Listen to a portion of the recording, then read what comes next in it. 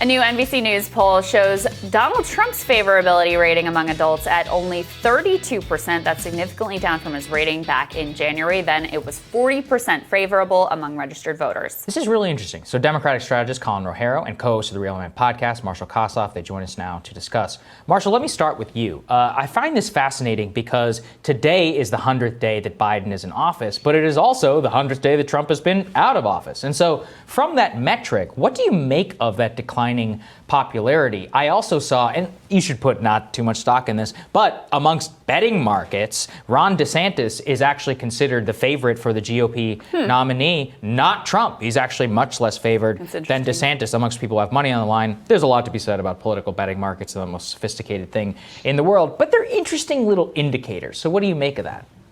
Yeah, and there's a lot to be said about polling as an indicator. Yeah, so we'll put all the caveats. I can see the comment section erupting already. But yeah, so let's look into that. So one, look, we've talked about this on the show all the time, which is that we're already seeing interest in media go down. You're seeing the ratings collapse of, CNN, Fox, MSNBC, Newsmax, et cetera. I think this is a part of the same phenomenon. People are completely exhausted from this. I think there was something to the 2016 to 2020 moment that Trump was able to write off of. And just right now, no one wants that. People want things that are normal. I think that if was plenty to criticize in the Biden administration, but the part that I have appreciated about Joe Biden is he's just not really there that much. And that's why I think it's really funny when people on the right are like, he's senile and he's just he's in the basement and he's not active. People don't want a president right now. I actually don't think people want any of that, just as they don't want to watch CNN right now. They don't want to have press conferences. They don't want to see Twitter fights. So that strategy is just working incredibly well. And I think the more that strategy works, at least with Joe Biden personally, because I'm not claiming that this strategy is working with the Democratic Party as a whole. So, for example, I still think Republicans are going to do very well in 2022. But I think for Joe Biden personally, you're just going to see Trump contrast so much with that. Yeah, he's the polar opposite. Trump weighing in on every last thing at all hours of the day, wildly polarizing. People either absolutely loved him or absolutely hated him.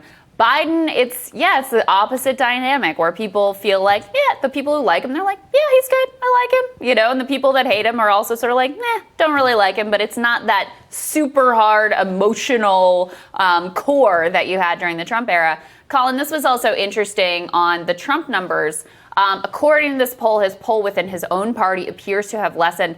Now 44% of Republicans say they are more supporters of Trump than the GOP versus 50% who say they're more supporters of the GOP than of Trump. It's the first time that those numbers have been switched, meaning that previously it was the majority saying, no, I'm more into Trump than I am into the GOP. Now you have a slight majority who are saying, actually, I'm more into the GOP than into Trump. I think that's telling as well.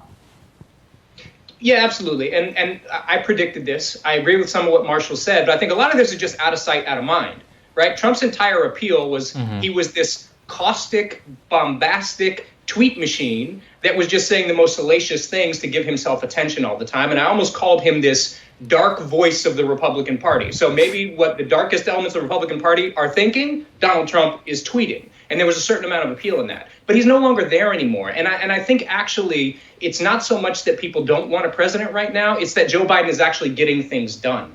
And people can see that and they sense the stability versus the chaos that Donald Trump brought every single day. Now, the media ratings downticking are probably just because people don't have the same, white rabbits to chase around that Donald Trump is throwing up in the air all the time. So that is a good thing from a functional government perspective. And look, I think it's going to be a positive thing for Democrats in 2022. I am not worried about 2022 like a lot of other people are for the Democrats. I think as long as Joe Biden continues to produce results, they continue to get things done, then it's going to be a less, it's not going to be a normal presidential off year for the opposition party or for the party in power.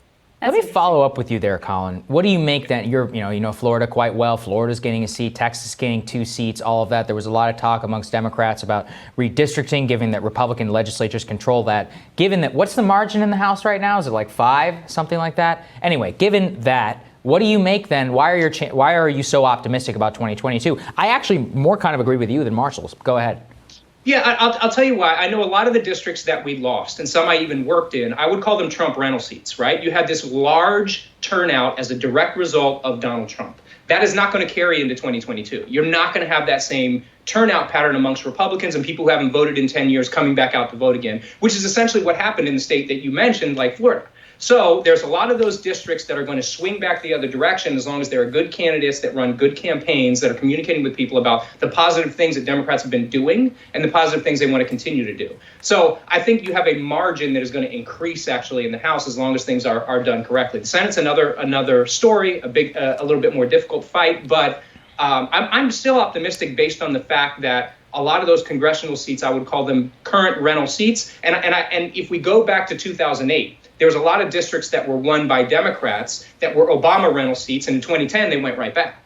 Mm-hmm. So I think we're going to face some of that same thing here in the opposite direction as a result of the Trump turnout numbers. Very interesting, Marshall. The other dynamic here that I wonder what you make of is you had endless numbers of voters during the Trump era who were like, I like his policy, but he needs to put down the phone. But as it turns out, when he puts down the phone, and I mean, he was banned from Twitter, so we can't pick up the phone in that way, his favorability falls off. And I think Colin is right that actually the thing that people really liked about him was the bombastic nature. Like, that was basically the central promise of the Trump presidency that he actually delivered on.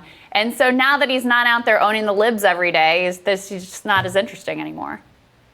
Yeah, and I think that's a good way of putting it, because we should note, and Sagar, you talk about this a lot, Trump won more votes in 2020 than he won in 2016. So it's not as if there wasn't a improved performance there. So that's a good point. I think the one thing that I want to add to Colin's point is just that, just as it's true you won't see as many Trump partisans coming out of the woodwork in 2022, I also think you're not going to see as much Democratic turnout as well, too. And that's where this is really going to go up. I think the part that's going to really matter here, if you're the Biden folks, is how much is the economy going to boom in the next year or two? How long are you going to sustain a period where there just really aren't that many scandals? How long are you going to sustain a period where there aren't just big legislative disasters? So, for example, regardless of how you feel about Obamacare, the 2010 midterms, if you're in the Obama administration, were disastrous because of the pushback to Obamacare, stimulus package, those parts. It's pretty clear that as of the last 3 or 4 months, the Biden infrastructure plans,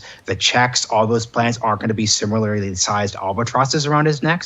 So those are the things I'd really look at. I think it's still a little too early to call a claim of whether or not you're going to see any pushback in the midterms. But I will say, to our previous segment, as long as you continue along this trajectory, as long as you see pretty normal messaging around demasking, the economy reopening up, those parts of it, not biting into the scandals and the culture war, I think you'll see a good place. Yeah, I agree. And just to give everybody an idea of what you're missing, I got this email yesterday. Statement by Donald J. Trump. What used to be called the Academy Awards and is now called the Oscars is a far less important and elegant name. Had the lowest television ratings in recorded history. So that's what we're all missing, everybody. Thanks for that update, Sagar. Completely. It's a blast from the past of what things used to be like not so long ago. Well, how I miss it. All right, guys. Thank you very much. Thanks, guys. Great to see you. Next on Rising, Brianna Joy Gray. She's going to join us to discuss GOP's counter proposals to the Biden infrastructure plan. That's when Rising returns.